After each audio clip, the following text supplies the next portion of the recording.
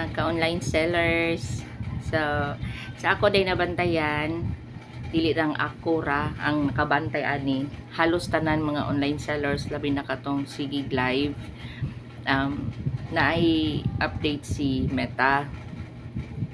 Wala ta kabantay ani kay labi na ako ang style is dili ko premi mag-live. Depende sa ako ang makaya ra. So, ang nakabantay ani gyud is ang katong perming mag-live. And usually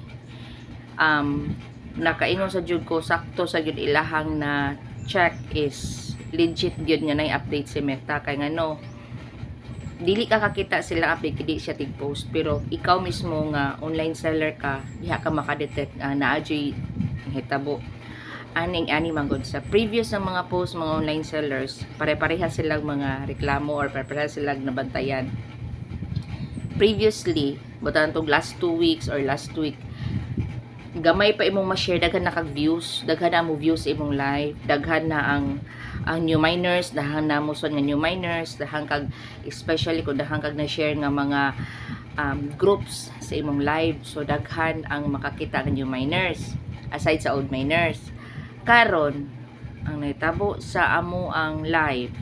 sa mga online sellers maski pila pa na imuhang gi-share imuhang live 100 groups pa na or 15 pa na yung mag-share dili na siya mo appear sa newsfeed sa imuhang mga customer maski imo pa na sila i-mention maski imo pa nang gi-share sa group dili sa tanang tao nga naa sa group nga nag-online on that day pag share nimo makakita sa imuhang live kay nganuman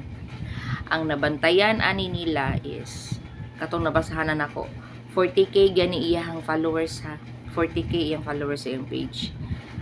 wa nakaabot og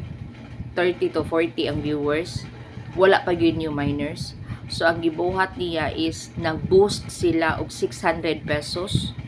kinahanglan inig live nimo mag-boost ka nagbayad pa siya og 600 pesos pero after pila ka minutes daw nalimot ko pila to ka minutes ni down na pud ang iyang viewers instead of daghan ni down muna siya nga makaingon ko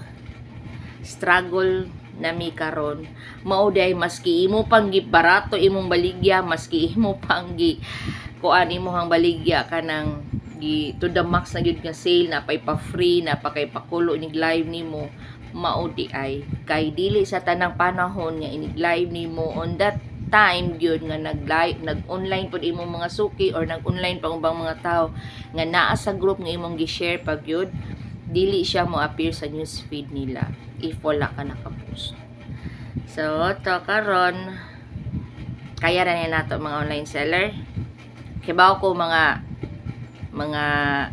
may kita may tagpaagi so I know for sure nga naragya po'y maka-check or makakuha ra gyapon tao way unsaon na to nga makahalin ka mga discarded ta mga sellers no so inaani lang padayon na lang ta nya mag-check tag unsay mag-search lang punta sa ato mga kapwa online seller unsay ilang style muna ako sa ubang online seller matan-aw ko kay matan-aw natural gyud na mo copy ta silang style ako tig-copy ko sa ubang style sa online sellers labi na katong halinon kay online seller mo copy ko sa iyang style because wa ta kibaw nga ang iyang style wa ko man kung ma-apply na ko ang iyang style di ba makahalin pug ko or naa po ubang online seller ng tanaw sa akong live akong style ila pong copy ana naman mi mga kapwa online sellers wala mi nun nga unayay wala amo lang is naningkamot pud itaw mi kada adlaw or kada live na mga makahalin mi so sa katong nagtan-awan ni nga viewers or miners if makakita manggaling mo ani support na lang po sa ubang online sellers nga nag-live labi na og tan-aw ninyo walay nag-mine pero nako sa ubang online seller ba ako naanad lang ko when mag-mine inyo baron i-share ilang live or i-mention ninyo ilang mga friendship i-mention ninyo kay basin ba day mamalit sila no salamat sa pagtan-aw